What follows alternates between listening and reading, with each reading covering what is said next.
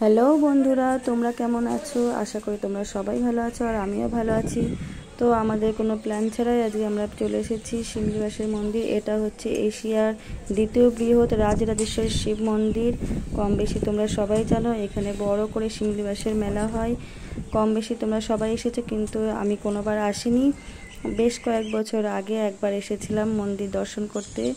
তো আবারও কয়েক বছর পর আবারও এলাম মন্দির দর্শনে, কিন্তু মেলাতে আসা হয়নি। এবার অবশ্যই চেষ্টা করব শিমলিবাসের মেলায় আসার।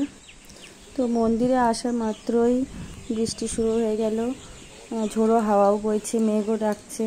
তো ঝড় বৃষ্টি যাই হোক না কেন, মন্দিরে যখন পৌঁছেই গিয়েছি তখন ভোলানাথের দর্শন না করে আর ফিরছি না।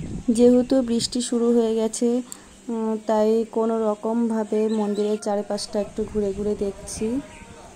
তো বন্ধুরা, তোমরা দেখতেই পাচ্ছ বৃষ্টি পড়ছে। তো এই যে ভোলানাথের মন্দিরের ভেতরটা একটু তোমাদেরকে দেখাই, দেখো। তো তোমরা যারা এই মন্দিরে কোনোদিন আসোনি, একবার এসো। যদি আসো তাহলে শিমলিবাসের মেলাতেই এসো, তাহলে তোমাদের খুব ভালো লাগবে।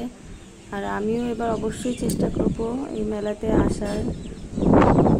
তো তোমরা কে কোথা থেকে ভিডিওটা দেখছো আর তোমাদের কেমন লেগেছে কমেন্ট করে জানিও। ভিডিওটা যদি তোমাদের ভালো লেগে থাকে একটি লাইক কমেন্ট শেয়ার করে দিও। তো এখনকার মতো টাটা।